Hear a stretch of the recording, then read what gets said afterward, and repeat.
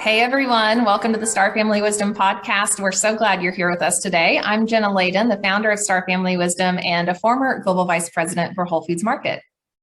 And I'm Sinead Willihan. I'm a former special needs public school educator and inclusivity activist. And here I am the podcast co-host for Star Family Wisdom. We're bringing you some paradigm busting info. We are bringing you some wonderful conversations with incredible guests and just with each other as well. That's what we're doing today, actually. We're going to be talking to you about a very special trip that we took this not very long ago. That was a month ago, I think, maybe 4 or 5 weeks ago, wasn't it, Jenna? Yeah, it feels like longer. It does. So much has happened. I mean, we're on our paths of just constantly learning and developing in our spirituality. And this was quite an opportunity to do that. Woo! It's like one of those be careful what you ask for things. Yes. We're all about energy, right? And energy work and shifting energy and healing. We're still on our healing paths. We don't claim to be fully healed, right? We're doing the work and sharing that with you so that we can help you in that process as well. So we did an episode a few weeks ago. Go back and check it out. It's called The Star Shrines of the Desert Southwest. And this road trip was inspired by the content that was in that episode. And this road trip was through a ley line in the southwest region of the United States that runs from Colorado down to Sedona. And this ley line, this energy line, represents what our ancient ancestors knew as kind of a sacred connection with the Orion constellation. And without going into all of the explanation of what's in that episode, the kind of quick synopsis is that our ancestors, our ancient ancestors who settled this land, the indigenous people of the Southwest, specifically the Hopi tribe, understood the energy of our earth and understood our connection to the stars in a way that we have forgotten today.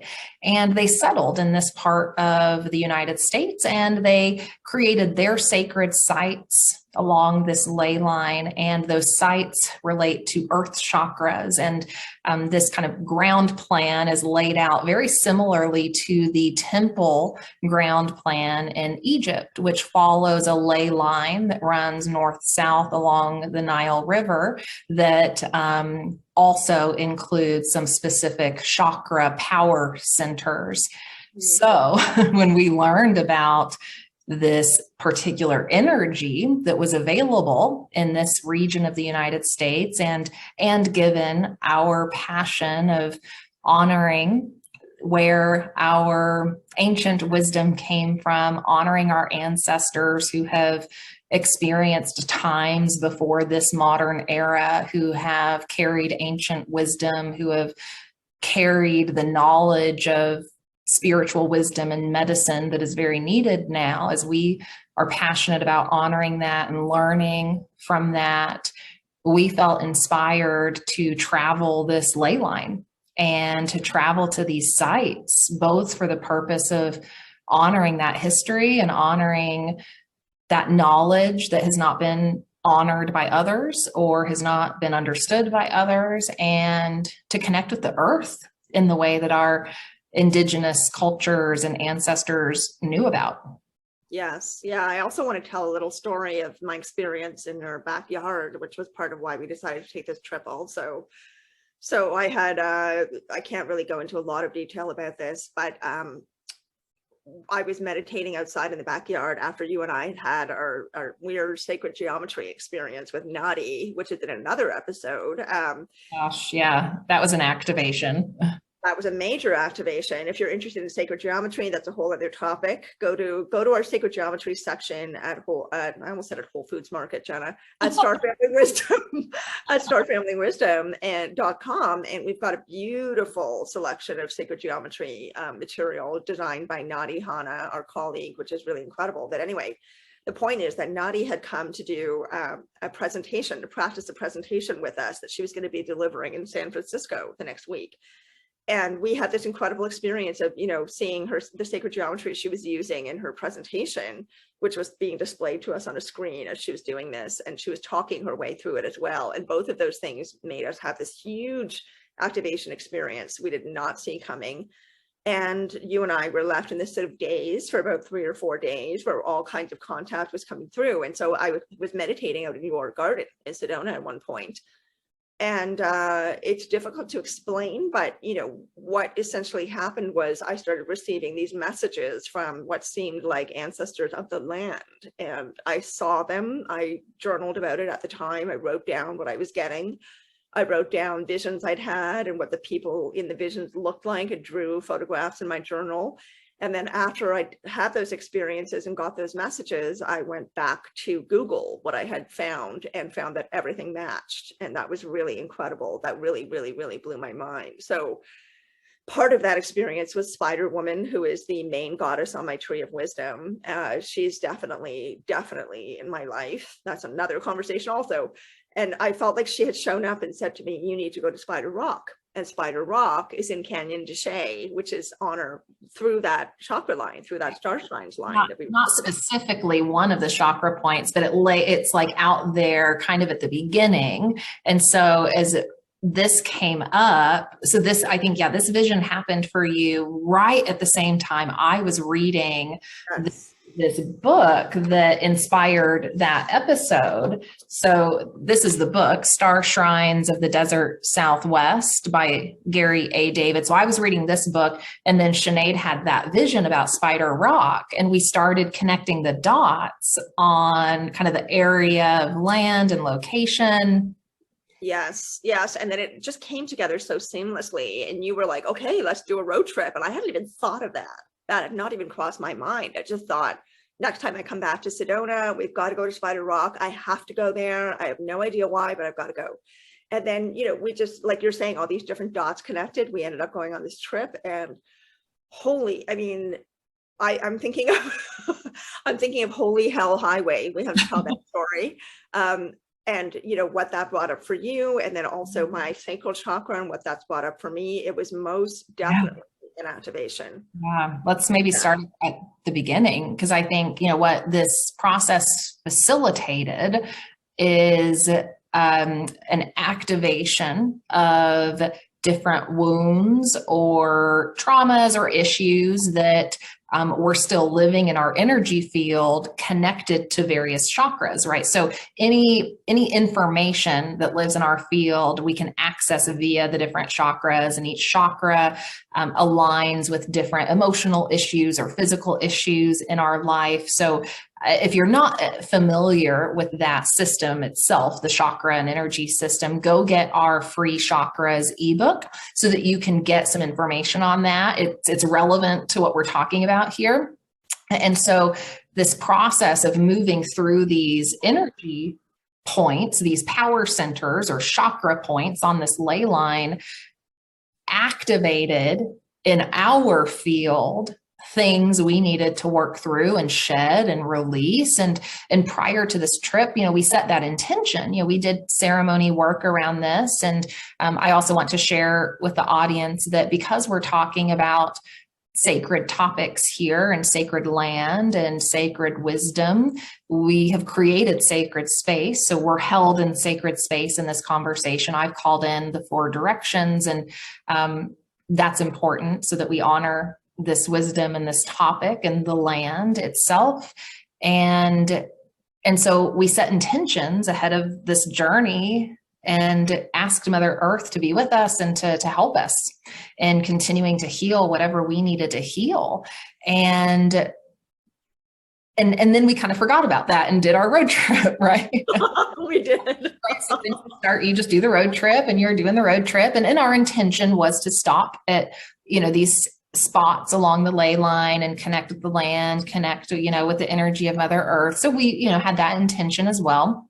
But we get to the first site, which was Mesa Verde in Colorado.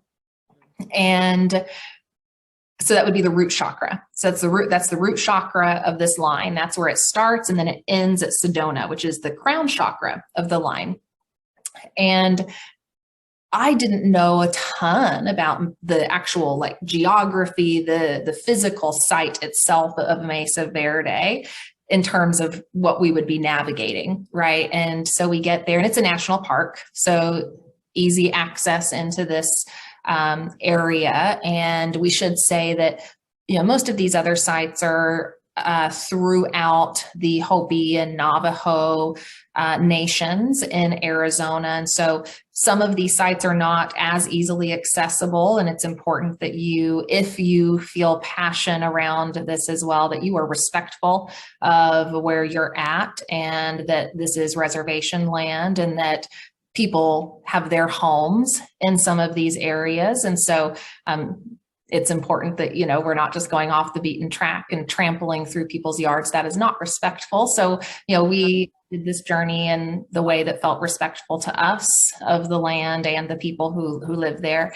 So we get to Mesa Verde, and we're going into the national park, and it turns into a really highly elevated site.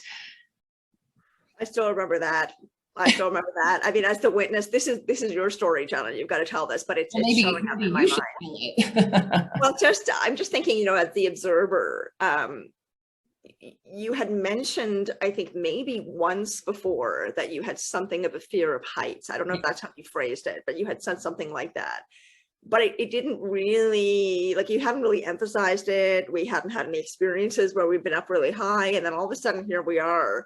Well, we had hiked in a couple of spots that were, you know, decent elevation, nothing too crazy, but there are certain areas where I am okay. Like if my feet are on the ground, I feel fairly safe. If I'm in a plane, that's not that big of a deal, but it's usually these moments where I'm traveling on a like mountainous kind of road or something like that, where there's a steep drop off. If there is a very steep drop off and this imminent, you know, chance of death, that's where it's triggered. Yeah. But I haven't had one of those in years. Yeah, it was so interesting. I mean, I felt you were being such a trooper, because your knuckles were getting whiter and whiter, you know, so to speak, on the steering wheel. And you're just like, oh boy, okay. And I could hear you sort of breathing, and then you were like, okay, don't talk to me. I've got to really concentrate. You know, I have to just concentrate on the road. And you were being such a trooper about it. And you were saying, you know, I really want you, saying to me, I really want you to see this vantage point. We're going to come to this amazing lookout and area up there. But there, we reached a point where you were just like, Sinead, I cannot do this. I can't go any further. I feel completely unsettled, was I think how you put it. And then we got out of the car at one particular point, and that was partially, you were going to do a little check-in with yourself to see if you could continue. And that's where you were like, okay, no, I can't do this. And you felt really badly because you felt like you were disappointing me. So we had to kind of talk it out. But I didn't care. I just wanted you to feel better. You know, it's not like that place is going anywhere. I can go there anytime I want. We were still in the area. We could still pick up the energy. But we just were still there. Yes. Yes. And then ultimately it didn't matter if we went right to the top, because you got what you needed, which you got this major root chakra activation. For me, it was the second one mainly, but I felt it too. I mean, I felt that kind of, I felt my root chakra in a way that I'd never felt it before. I had not actually felt it. I had just sort of had this awareness of it being there.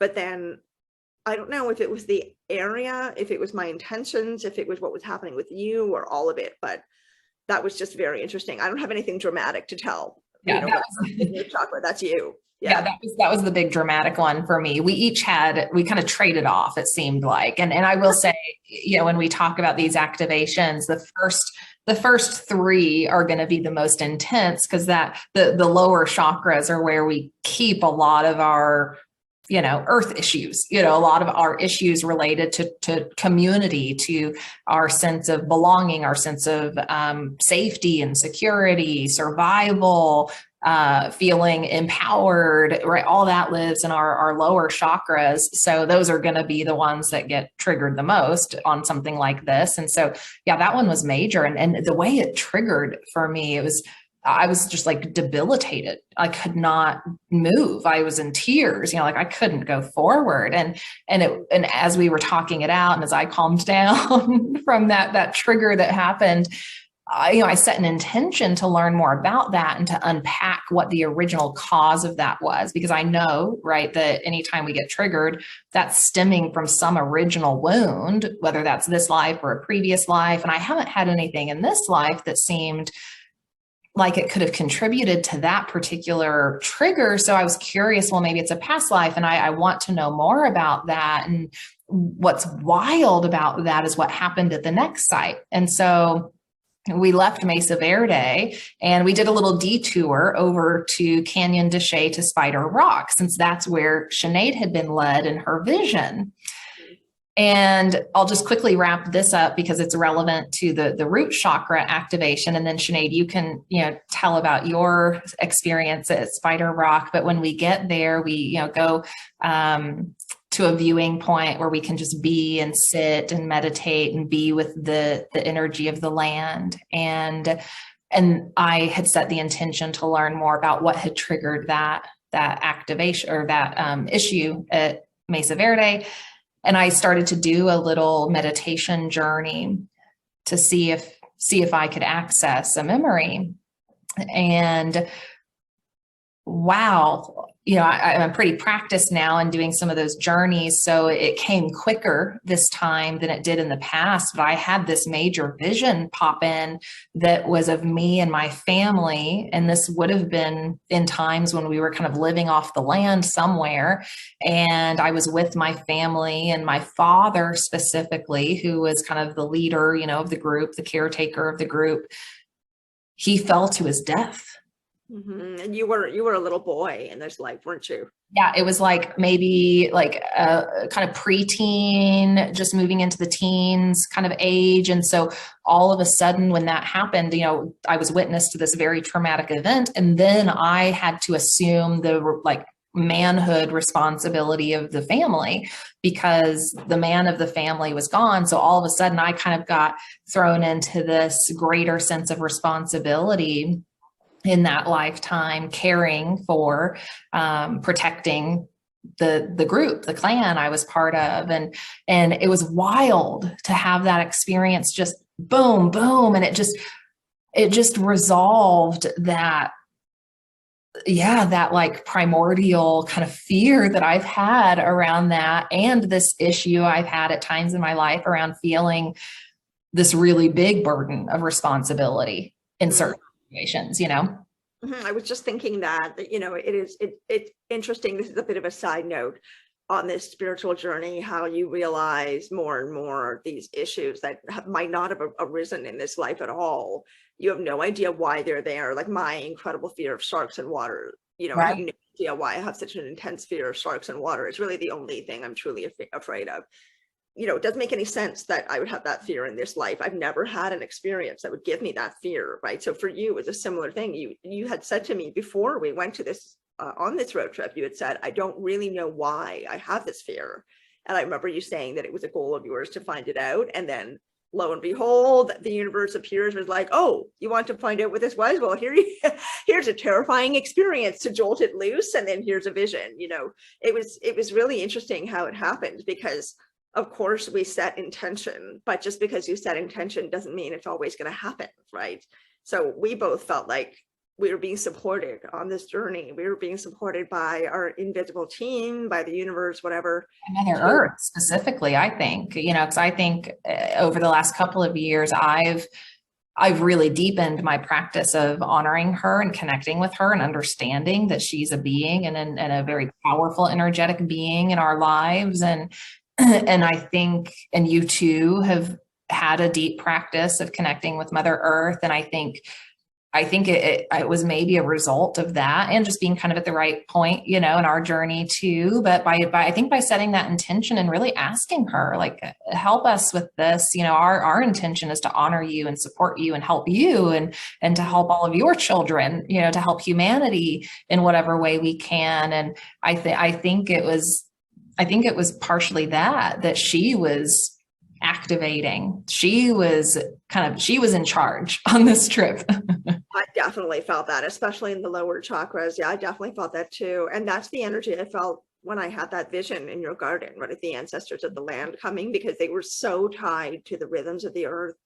and to her consciousness and to the consciousnesses of the spirits of nature that live upon the earth. So I really felt that earth energy there very strongly. And then grandmother spider is very supportive of the earth. You know, the story goes that she came down from Spider Rock, which is this very tall, monumental kind of pillar of rock. And in the story, she climbs down the pillar to earth and teaches the Hopi people how to weave and teaches them how to plant. You know, teaches them basically agriculture and weaving specifically. So when we were sitting there at Canyon de Chelly, and Spider Rock is there below us, far, far, far below us. But I thought we were going to be able to walk right to the base of it and sit there. I was so excited about that, but we were not allowed to do that. It's a protected area. So we were sitting in a sort of really pretty, but, you know, sculpted national park kind of area. And we sat down to do our meditation. That's when you had your vision. And what I had happen was I closed my eyes, I meditated, I asked Spider Woman to be there with me, and I asked Mother Earth to be there with me and to show me something, if there was anything I needed to see.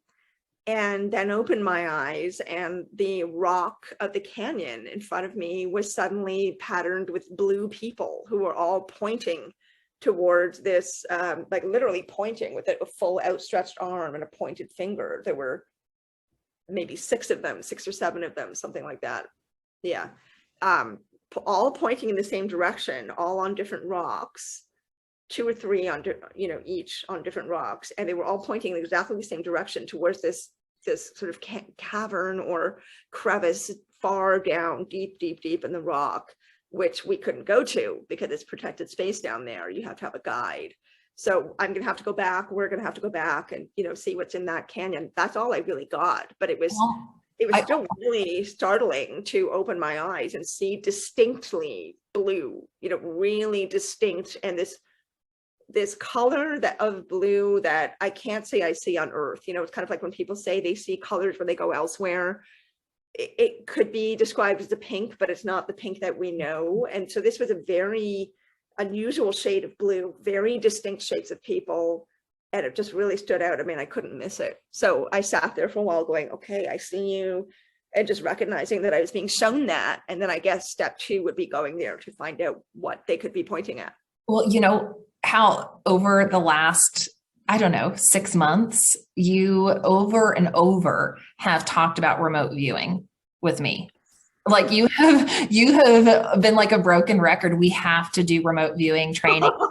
We have to do this together. We have to practice it together. We need to do remote viewing. Let's do remote viewing. I think you're supposed to remote view that spot. Yes, you did say that to me. I haven't tried doing that yet. I haven't remote viewed for a while, but yeah. Both practice it together. So we were just talking in the last episode about power in numbers and, you know, collective consciousness, and maybe we should try to journey there together. I would love that. I mean, we did make a promise that we're going to practice remote viewing together, you know, which I'm really looking forward to.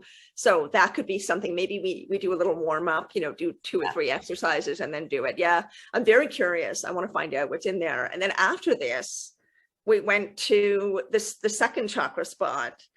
And that for me was the big one, even though, well, I did have that vision. I think it was when we meditated on the side of the road, right? We were going along Holy Hell Highway. You have to talk about that, Jenna. Oh my God.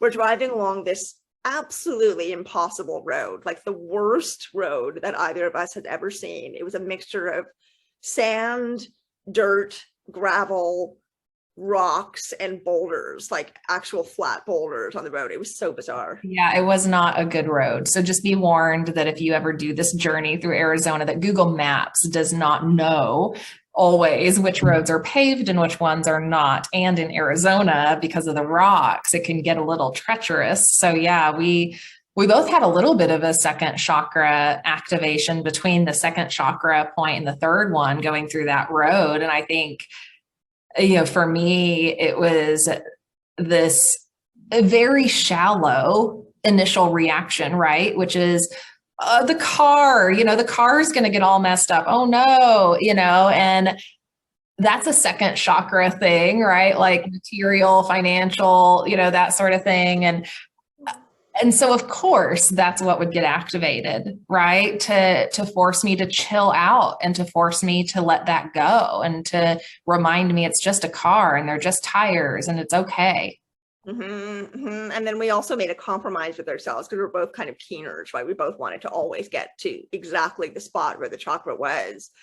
But because of things like Holy Hell Highway, we couldn't do it. We just couldn't drive all the way there. It wasn't good for us. It wasn't good for the car. It was taking forever. And you said, and I was glad you said this, well, hey, we're here, we're in the energy field of this chakra. Why don't we just pull over? And then I was like, yeah, we can just meditate at the side of the road. So we did. And I walked off a little further out than you did off the side of the road.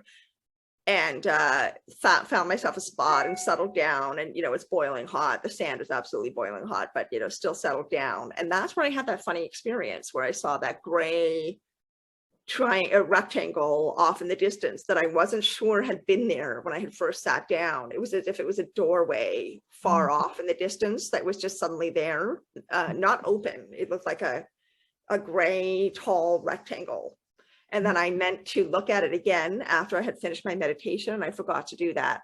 But that wasn't really the most affecting part. The most affecting part was, and ever since then also, my sacral chakra, which has been definitely my most troublesome chakra other than my throat, which is why my voice kind of cracks sometimes. I'm still working on that.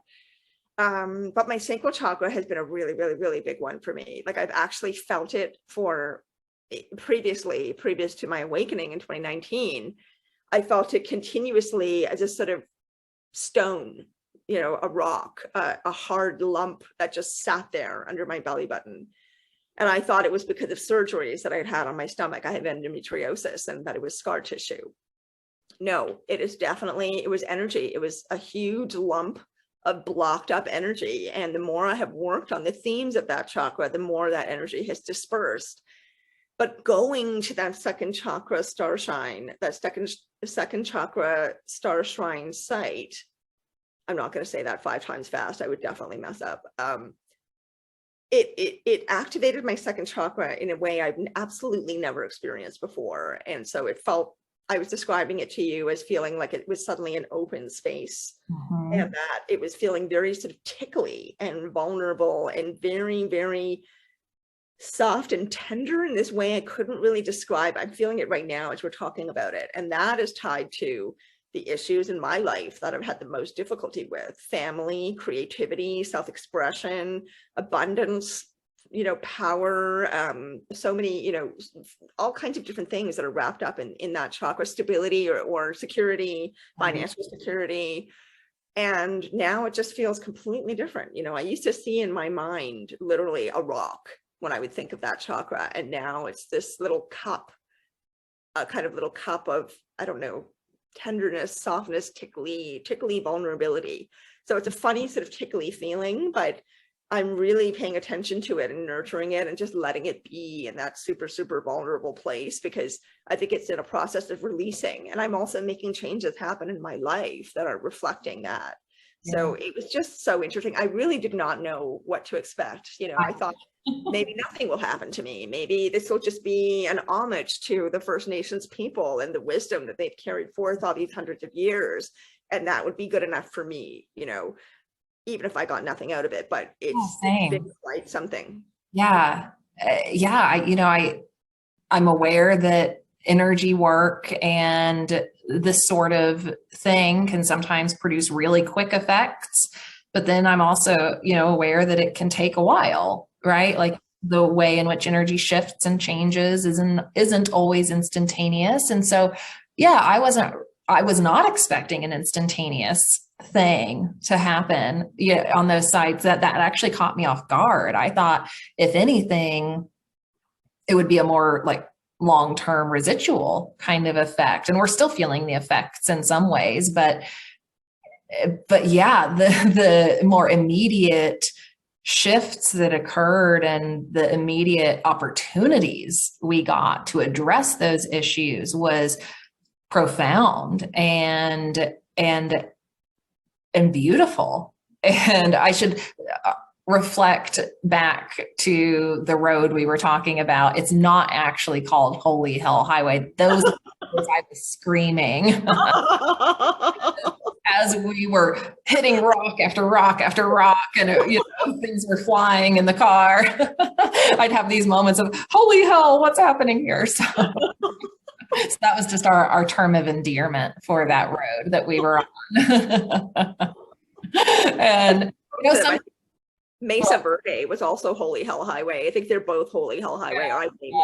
Yes, they're That's not literally called that. Yeah. Good metaphor that sometimes you find yourself on a rough road and you just got to get through it, right? And sometimes you can't turn around. You just have to go straight and get to the other side. And so there were a lot of metaphors in what came up and what we worked through. And I think it's really a testament to what is possible when we honor Mother Earth and we work with the energy of Mother Earth and we set intentions and we are willing to feel and to go into those darker moments, right? Because clearing our stuff, clearing our issues, clearing our fears, it's not always pleasant in the moment, right? You have to feel it. You have to be in it. You have to push through. You can't turn around, right?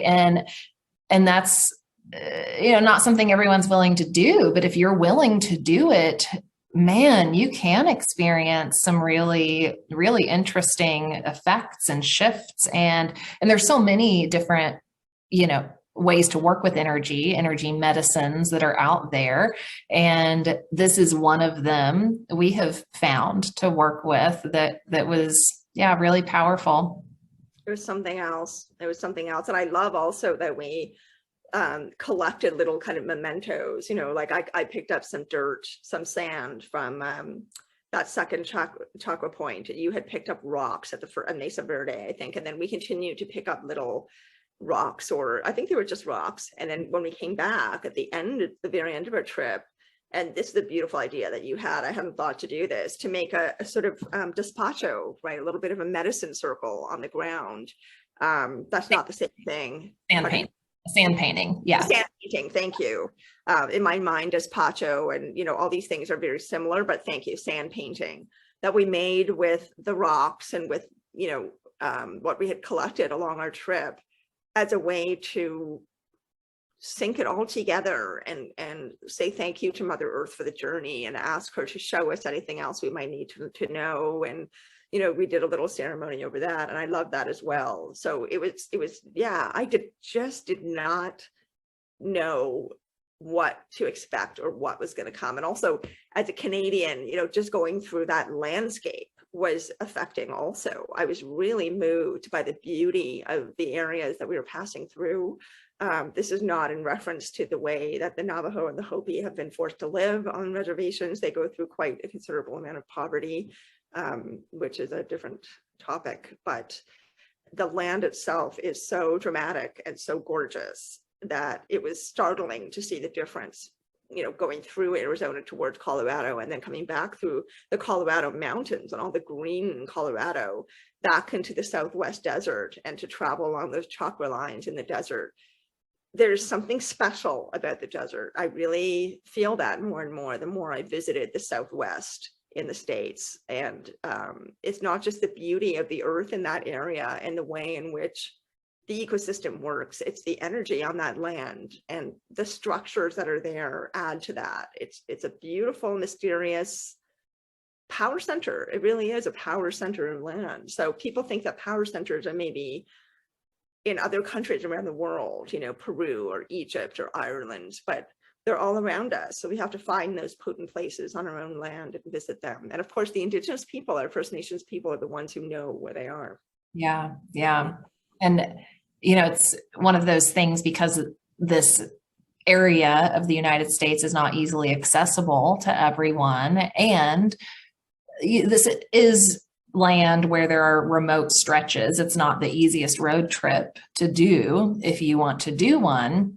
We recognize that not everyone can do that road trip and take advantage of that. So as we did this road trip, our intention was to be able to help you connect in a way that allows you to access the wisdom and the energy of Mother Earth and the land. And so part of our ceremonial work around this was also doing some sound activation work. So using sound bowls that are programmed to a specific frequency that aligns to a specific chakra. So as we were honoring that specific energy point on the land, doing some work with sound around that as well to help with that energy shifting and that activation. And so as a result of this whole journey and this pilgrimage that we did, this sacred pilgrimage, we want to bring it to you and allow you to have an experience that helps you connect both with Mother Earth and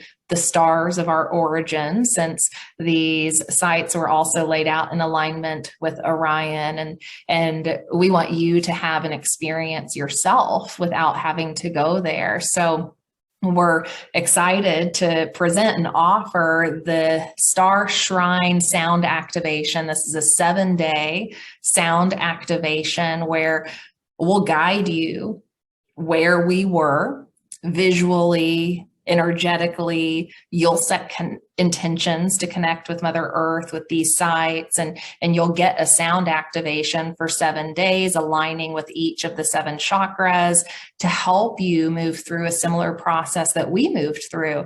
And now this is not for anyone who's not ready for energy shifting, right? This is for people who want to honor the land, want to honor Mother Earth, who want to work with Mother Earth to shift energy, to clear, to let go of what is no longer serving you, because this process works. We've done it, and we know we can work with Mother Earth in this way, and we're all connected remotely, right, via our energy field that connects all things. So it's possible to do this journey remotely and to move through it at home on your computer by setting the intentions, connecting with the resources that we're giving you, and that sound activation on each of the days. Yes, and we encourage you also to use, if you have totems or materials, anything that you use at home to ground yourself. It could be scents, it could be, maybe there's an incense that you like to burn that makes you feel grounded, makes you feel calm. Maybe there's a material, a shawl or a blanket or a pillow. Maybe there's, totems that you have on a shrine or in a place where you hold ceremony for yourself. Have those around you also while you're listening to these, because they will add potency to what you're doing. And ultimately, you want to be grounded. That's really the main thing. You want to be grounded, not just with the earth, but you want to be in your body to be able to connect with the chakras. So if you are full of thoughts and you're all up in your head, that's not going to work. You've got to be able to be present in your body. You have to be able to visualize and connect with your chakras. And so the sound activation will help you do that. The resonance and the vibration will naturally help you get in touch with that. But just make sure that in your environment, you're supporting yourself the best that you can with this practice by supporting yourself with objects or energies that you like to have around you to keep you grounded and feeling present. That's really important as well. So we really hope that you're going to enjoy it. It is a beautiful sound experience. Even if you feel like nothing happens, something is going to happen. Trust me.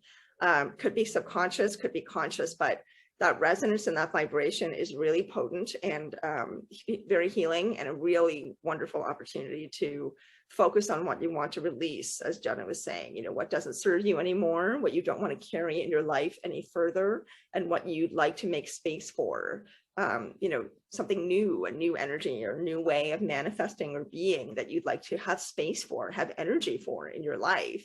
You may not be able to do that until you do the releasing first and the letting go.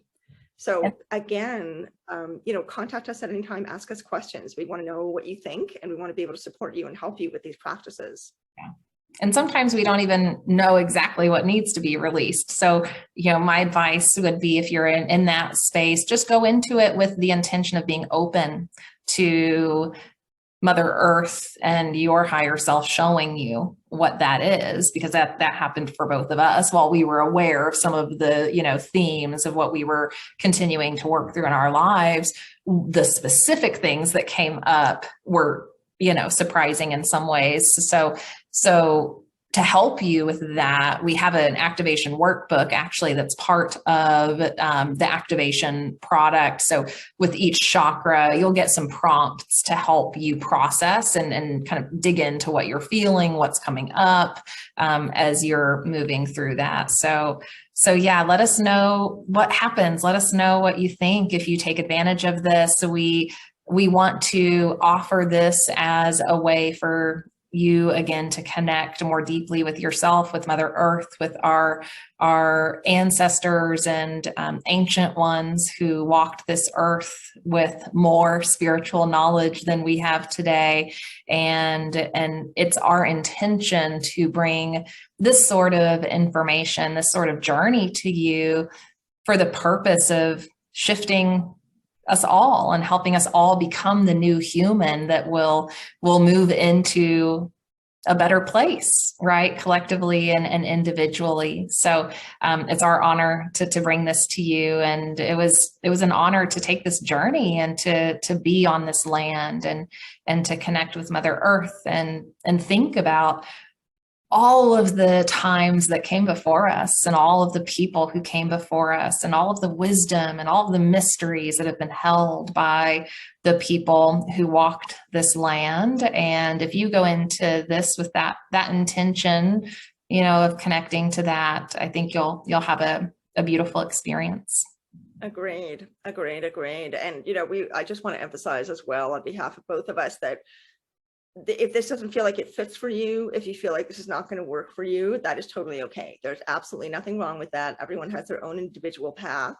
But to bring it down to the rootiest of the root of this topic, we're talking essentially about the opportunity for sound healing through resonance and vibration. And you can find that in many different ways. Sometimes just it's music, just listening to music raises our vibration and makes us feel joy. It takes away our stress. That is a place to start. Or binaural beats, something like that.